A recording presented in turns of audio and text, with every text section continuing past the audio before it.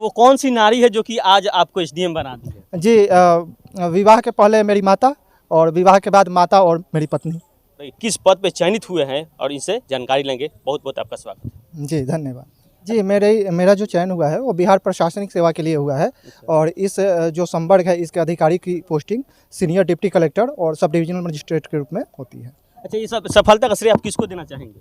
जी सफलता का श्रेय मैं अपने माता पिता, अपने गुरुजन, अपनी पत्नी और मेरे अन्य जो भी सहयोगी हैं जिन्होंने हर कदम पे मेरा सहयोग किया है, उन सबको मैं अपने सफलता का श्रेय देना चाहूँगा।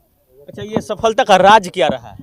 जी सफलता सिविल सेवा में सफलता का बस एक ही राज है कि कड़ी मेहनत कीजिए, लंबे समय तक लगे रहिए तैयारी में, अपनी कमियों को पहचानिए और सफलता से घबराइए नहीं और निरंतर आगे बढ़ते रहिए। किस प्रकार से आपने तैयारी किया? जी मैंने अपनी तैयारी में मुख्यतः सेल्फ स्टडी का सहारा लिया और इसके अलावा कुछ कोचिंग के नोट्स का भी मैंने प्रयोग किया था, इंटरनेट का भी मैंने प्रयोग किया था और सेल्फ एनालिसिस मैं करता था, खुद की कमियों को मैं पहचानता था और उन्हें दूर करने का प्रयत्न करता था। कब से आप तैयारी कर रहे हैं? जी सिविल सेवा की तैयारी के लिए मैं बस 2015 से ही लगा हुआ हूँ। किसी न किसी रूप में मैं उसी समय से जुटा हुआ हूँ। उसी दौरान मैंने ग्रेजुएशन कंप्लीट किया। वर्ष 2019 में मेरी ग्रेजुएशन कंप्लीट हुई। उसके बाद मैंने एग्ज़ाम देना शुरू किया था। पहला एग्ज़ाम मैंने वर्ष 2020 में 66वां बीपीएससी दिया था। उसके बाद फिर उसमें मेरा पीटी में नहीं हुआ था, फिर 67वां दिया तो उसमें मेरा भी चयन हो गया है। इसके अतिरिक्त मैं 68वां भी दिया हुआ हूँ, उसमें भी मेरा मेंस के लिए चयन हुआ था और मैंने मेंस की परीक्षा दे रखी है और 69वां की भी पीटी मैंने दी है और आशा है कि उसमें भी मेरा हो जाएगा, लेकिन अब उसकी मुझे आवश्यकता नहीं है। अच्छा, आपका प्रारंभिक शिक्षा कहाँ से रहा है? जी मेरी प्रारंभिक शिक्षा कन्या मध्य विद्यालय से हुई है और इसके अतिरिक्त मढ़ौरा उच्च विद्यालय से मेरी हाई स्कूल की शिक्षा हुई है और राजेंद्र कॉलेज छपरा से मैंने इंटरमीडिएट किया। गुलजारबाग गवर्नमेंट पॉलिटेक्निक गुलजारबाग से मैंने पॉलिटेक्निक की पढ़ाई की।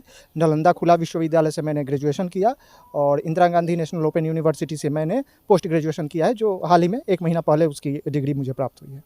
इस जो कि परीक्षा के पहले आप जिसमें चयनित हुए हैं, इसके पहले आप किस पद पे चयनित हुए थे? जी अभी वर्तमान में भी मैं राइफल फैक्ट्री ईशापुर में चार्जमैन टेक्निकल के पद पर कार्यरत हूँ और वहाँ 2015 में मेरा चयन हुआ था और उसी समय से मैं वहाँ कार्य कर रहा हूँ।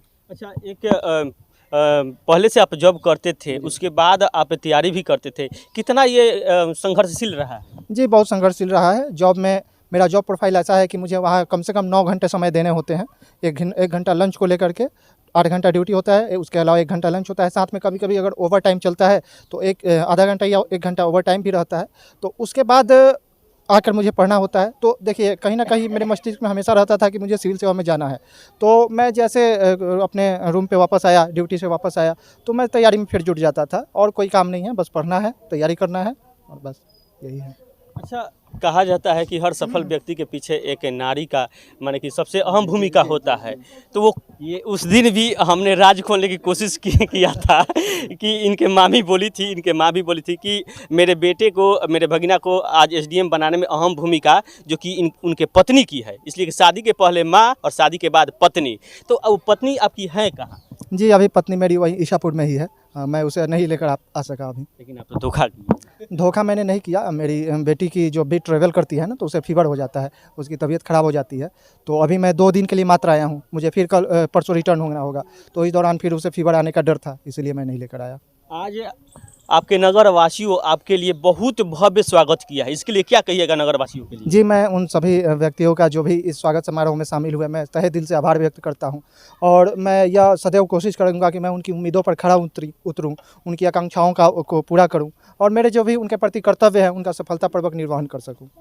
एक सवाल रहेगा कि आजकल आप भी जानते हैं कि भ्रष्टाचार के घेरा में सरकारी पदाधिकारी हमेशा रहते हैं, इस पर क्या कहिएगा? आप कितना वंचित रहिएगा इससे? जी देखिए मैं खुद केंद्र सरकार में ग्रुप बी के पोस्ट पे कार्यरत हूँ पिछले 8 साल से। तो वहाँ भी मैंने पूरी ऑनेस्टी इंटीग्रिटी दिखाई है। तो यही चीज़ मेरी आगे भी रहेगी। आगे भी मैं अपने ऑनेस्टी इंटीग्रिटी को नहीं छोड़ने वाला हूँ। मैं इसको साथ लेकर ही चलूँगा। इसे अपने समाज के लिए क्या कहना चाहिए? समाज के लिए यही कहना चाहूँगा कि हम लोग के समाज में अभी जो भी पिछड़ापन है उसे शिक्षा के माध्यम से ही दूर किया जा सकता है। शिक्षा ही वह दीपक है जो लोगों को अंधियारे से निकाल कर उजाले में ला सकता है। तो मैं इस शिक्षा के प्रचार प्रसार पे फोकस करूँगा। मेरा फोकस रहेगा कि जो भी विद्यार्थी हैं जो सिविल सेवा की तैयारी कर रहे हैं अथवा तैयारी करना चाहते हैं, मैं उनका मार्गदर्शन कर सकूं, इसके लिए मैं यथासंभव प्रयास करूंगा।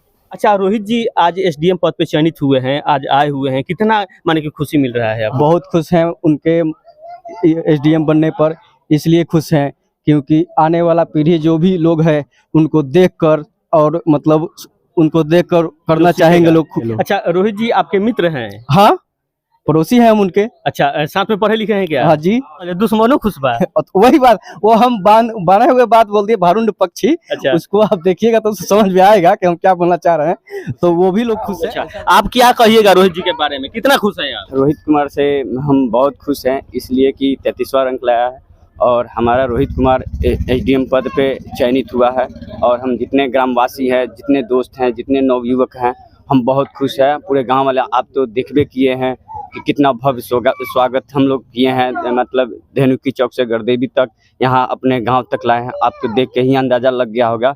और इसके आगे और जाने के लिए मैं ऊपर वाले से मनोकामना कहूँगा कि जल्द उनका और भी पूरा हो। हम ये भी जानते हैं रोहित कुमार भी और भी लड़कों लोग को मोटिवेट करेंगे कि इसमें और भी पढ़े और आगे बढ़े। हुए हैं जो कि आज एसडीएम पद पे चयनित। बहुत खुश है, बहुत खुश हैं। बहुत। अच्छा, आप क्या लगते हैं आप रोहित जी के? अनुमान नहीं कर सकते। रोहित जी कितना का खुश क्या है। लगते हैं यार? मेरा भाई लगेगा, अपन भाई, मतलब चाचा के बगल में। अच्छा, माने अंदर से कुछ गुदगुदी नहीं? एकदम खूब, माने गुदगुदी नहीं खेल? ना ना एकदम मतलब ना ना, हम तो एकदम खुश बनी, हैं? एकदम खुश, खूबे एकदम डांस वांस किए हैं? एकदम एकदम। वही प्रोग्राम है, शाम के शाम को वही प्रोग्राम होगा। यहाँ पे रोहित के घर पे जितने भी इनके अड़ोसी पड़ोसी हैं, भाई लोग, पटीदार लोग, सब लोग खुश हुए हैं, इसलिए कि रोहित आज एसडीएम बन गए हैं। कुछ लोग होता है कि कुछ लोग जलबो करेगा तो ऊपर ऊपर है, वैसे कोई बात नहीं है, अंदर से तो खुश होगा, चलो पटीदारे नु हो, पर इसलिए कि अगर कहीं फंसेगा तो जाएगा पटीदारे के पास, लेकिन अंदर से कोई दिखावटी होता है कि भाई कि मेरा लड़का रोहित जी जो हैं वो 33वां रैंक बीपीएससी में लाए हैं।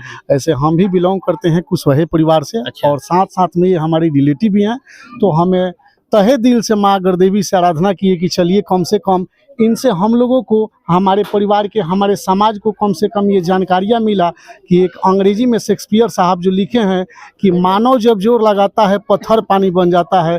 जब रोहित जी कहीं 3 साल सर्विस करके भी बीपीएससी फेस कर सकते हैं, तो हम लोगों के बच्चे को भी ऐसा शिक्षा रोहित जी से प्रेरणा मिलनी चाहिए कि हमारा बच्चा कम से कम इतना निर्भीक और ईमानदारी से अपना तैयारी करे और करके फिर पुनः नया मुकाम इनसे हासिल करें।